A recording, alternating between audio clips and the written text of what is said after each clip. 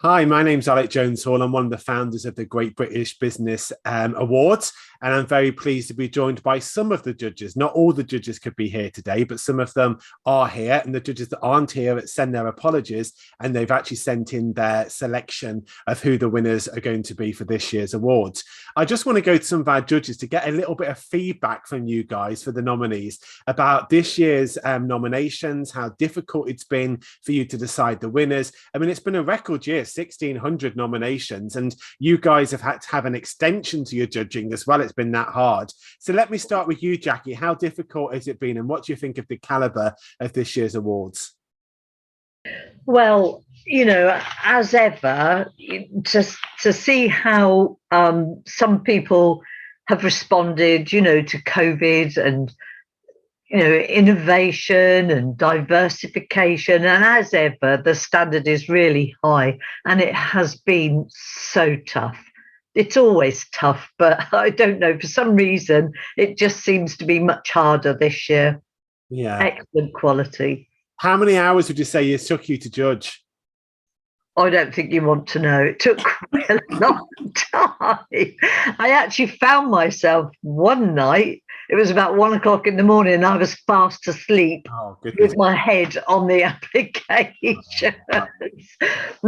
It's been, but you owe it to the people that have been nominated and to their nominators.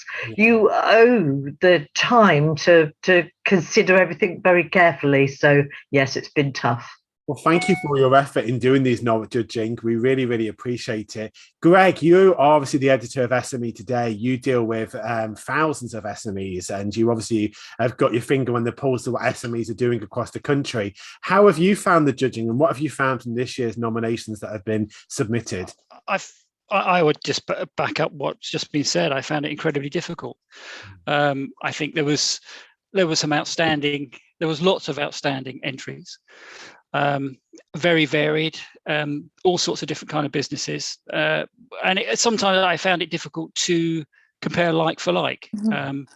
But hopefully, I've managed to get to a point where I have a clear winner in each category. Fantastic. That's great. Christina, you're a seasoned judge. You've been here right from the beginning, from all of the awards that we do. What's been the main thing that stuck out for you this year?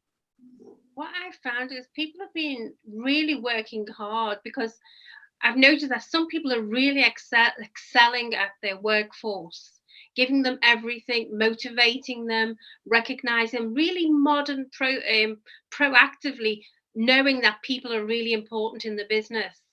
And then we've found there's been quite a few involved in, if you like, marketing, sales and marketing. And they've been coming up with the new way of marketing and the new approach and the new content. And you can see that in their applications when they show what they're doing. And then the other area, of course, we've got people right at the top end of technology, alternative energy, really out there. And it's so difficult, because you're looking at people who are doing brilliantly in communities and society, and then you're looking at people of the future of energy, and you think, well, actually, they're both brilliant. Yes. And it's that constant balance. And of course, when we come to judge, for example, SME of the year or business of the year, of course, you're looking for a combination of all of it. Did the company grow in terms of financial or their own goals? But were they innovating? Did they treat their people well? And you've got all of these going on. And is it a future business, or is it a traditional business that's managed to pivot and change what they do? And all of that on top of how they transitioned in a COVID environment. Yes. My mind's been swimming of trying to balance. I mean, I got myself a system. And scoring accordingly, how they were with people, innovation, marketing, management. But I think, to back up what Jackie was saying, I think we must be talking about probably 100 hours of time to go 100 through. hours, my goodness me. Because it's been over about 12 days. Yeah. If you think about each application, it's probably about 4 or 5 pages long, and it's been tough, but very, very enjoyable. and insightful. And actually, it's a privilege to actually get the inspiration from these people who are really in a difficult time, taking control and doing things. So it's been a pleasure, but it's been hard work. I agree. Yeah. Well, Tina, obviously, the awards are sponsored again proudly by Aspen Waite. You are obviously the head judge on behalf of Aspen Waite.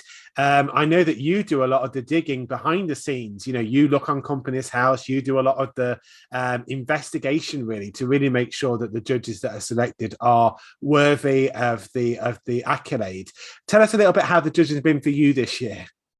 I'd say it's been really hard, not only from the aspect of the awards, but because our business had to adapt as well with COVID and everything, as did everybody's business. So we changed as well. And from my point of view, I was looking to see what people were doing for welfare for their staff, and what they were doing about innovation and how they were coping with COVID, and was there anything else they could have done, and was there any way we could support them, that we hadn't supported them in the awards. So I've got to say, again, a tough year, a very, very, very tough year. And I think it's different when you're doing it on your own as well, because normally we get that inspiration from each other. And this year we've all gone out on our own and probably found it more difficult because we didn't bounce the ideas off everybody that we would normally do. So it's been, exceptionally hard. But, we got there, we will get there. And congratulations to everybody who actually entered and got shortlist, and eventually we'll get to the awards, because you all deserve a massive pat on the back for whatever you've done, and actually having the forethought to do it all and be involved in the awards. So I would like to thank everybody, as I'm sure all the judges would, and thank the judges for all their contribution as well. And you guys for all the work you do that nobody actually sees. Thank you. Obviously, each year there's always some surprises, isn't there, with these awards? And we sometimes do have duplicate winners in categories. Have any of you selected duplicate winners? Have any of them been a tie? Yeah, definitely. Okay. I've got a couple of duplicate winners. Okay, so there you go. So it looks like we might have some duplicate winners at this year's awards as well. The award ceremony, all the money from the awards goes to charity. It's going to our charity. Many of you judges have been up to our charity. You've seen the difference it makes, and it's making a huge impact in the lives of the most vulnerable in our community. But just tell people a little bit about why you should attend the award ceremony, because it's not virtual this year. It's in person. It's been 2 years since we've all come together and had a physical award ceremony. But why should people come to the award ceremony? Well, I'll start with that, because we've had 2 years of not actually celebrating with each other. We've been doing business and we've been doing great, and we've started to get out there. But from what I've said, I've been inspired by the nominations. I've been totally inspired, and I think unless you're with people and you share the excitement and you hear why people have been nominated and why people have won certain awards, so I think it's really important for us as a community, because I think that's one thing that we have learned. We need our tribe and we need our community, and we need to be around people with good values, good standards, and people that are trying to improve their businesses. And that's where this energy exists in these awards. So I think you need to make an effort to be in the game and and make that effort. And also for people that come with their employees and teams, it's a great opportunity to bring the team together. So I also know from previous experiences, charities have come and they've actually secured 12 months worth of funding from a corporate. I also know that the people that come to these awards have got a growth mindset. So you're coming and you're making connections, you're making, business deals, you're networking. It really is the place to be, to actually get your exposure and to be celebrated. Being an entrepreneur can often be lonely. Growing your business can be lonely. So you're actually coming to an event full of all your peers where your successes can be celebrated. Yeah, absolutely. And also the people that would come to an award are the people at the top of the decision makers. The people in the organization that actually make the strategic decisions. So an opportunity to talk to them and mix with them, I just think it's wonderful. Thanks, Alec, and the team for putting the awards on. Great. Jackie, do you want to add anything to that? Well, I think Christina's covered it, but for me, the celebration, even the people that are finalists, nominees, even if they aren't the overall winner, it's still a room full of people that are celebrating how far they've come, and that's what we as judges and attendees want to do, just celebrate with these people that have done so well. And I think Tina said it earlier, that even if you're nominated, you're already a winner. To be shortlisted for these awards, you've won that recognition. And let's get together and celebrate. I mean, out of 1,600 nominations, to be shortlisted is an incredible achievement in itself. Phenomenal. Obviously, at the award tonight, we're going to be announcing who the finalists are. We're also going to be announcing who the winners are. And we've got an incredible keynote speaker. We've got live bands. We've got loads of media that's going to be there. And Tina, I know that a national radio station, Aspen Weight, are going to be there broadcasting live. SME Today are going to be there. We've got regional press there. It's a great opportunity to actually get some media exposure as well, isn't it, Tina? I think it's fantastic for businesses to actually have that extra exposure. You wouldn't get it anywhere else in a room of 300 people.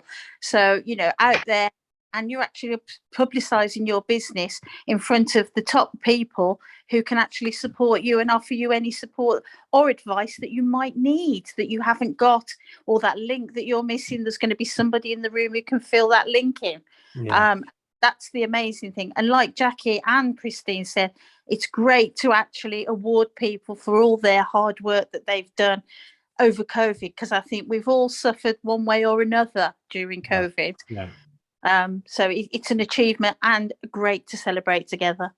And also great to give back to charity as well. So in all of our celebration, we're giving back and we're making a difference. So we have sold over 200 tickets. There is still some left. If you want to join us, you'd be very much welcome. There's businesses coming from right across the UK, from Liverpool right down to Plymouth. We really are looking to celebrate the very best of Great British business. So that's enough from us. We look forward to meeting you at the award ceremony, celebrating and announcing who our 2022 winners are.